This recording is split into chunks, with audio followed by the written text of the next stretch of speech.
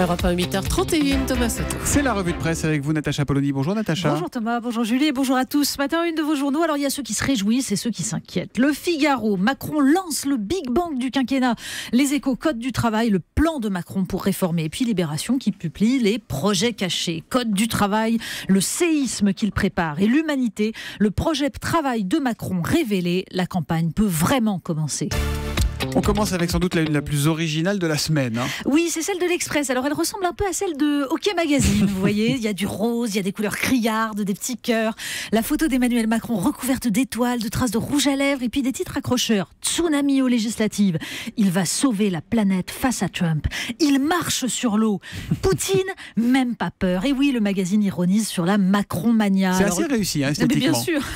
Vous pouvez regarder sur europe1.fr. Le philosophe Gilles Lipovetsky cite les catégories de Max Weber pour analyser la séduction qu'exerce Emmanuel Macron. Domination charismatique, dit-il, plutôt que domination rationnelle. Un peu plus loin, Michel Onfray résume. Le fameux cercle de la raison peut enfin parader. Les médias dominants s'emballent pour Macron, dit-il, car il lève un tabou.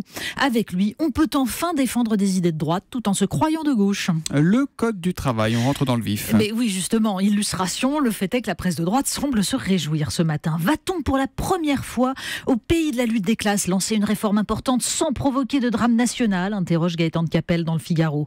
Mais tout est une question de présentation. Comme le remarque Olivier Auguste dans l'Opinion, le cadrage fixé mardi aux partenaires sociaux a cet avantage qu'il ne ferme aucune piste et cet inconvénient qu'il ne dévoile aucune mesure concrète. Il y a assez de flou pour cacher les loups, mais la main reste ferme, résume Jean-Louis Hervois dans La Charente Libre. Pour faire passer sa réforme, note Cécile Cornudet dans Les Échos, Emmanuel Macron veut l'onction des urnes. Alors il l'aura visiblement, et certains éditorialistes se demandent d'ailleurs s'il est encore nécessaire d'aller voter. Dans le Canard enchaîné, on découvre en fait les angoisses de l'exécutif. Nous allons avoir beaucoup d'élus, presque trop, explique paraît-il le président. Il va falloir les encadrer de près pour éviter le foutoir. Des dizaines de députés pourraient poser problème, s'inquiète Jean-Paul Delevoye, ne serait-ce que par leurs activités de conseil. Alors le palmipède prévoit un tonnerre d'aplatissement.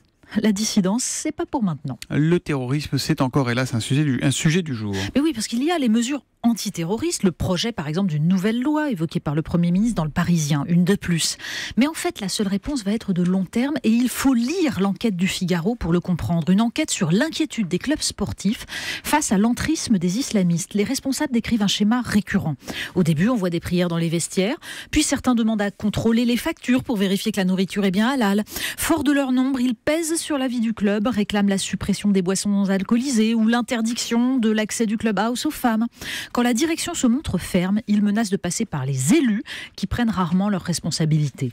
C'est dans les clubs de sport que les islamistes peuvent trouver facilement des jeunes à recruter et la radicalisation peut être très rapide. Les fédérations sportives n'ont aucun moyen juridique pour évincer un éducateur sportif fiché S. Un ancien fonctionnaire du ministère des Sports se désole. Dans certains endroits, on va plus avoir le culte de Mera que le culte de Zidane. Et les recruteurs, qui se savent surveiller dans les grandes villes, s'infiltrent désormais dans les petits clubs de zone rurale.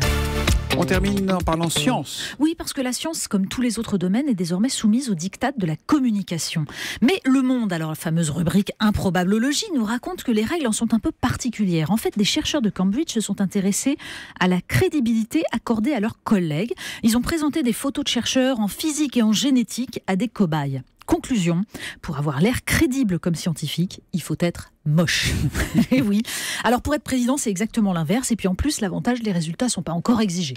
Merci Natacha Polony, la revue de presse qui revient demain à 8h30. À demain. À demain.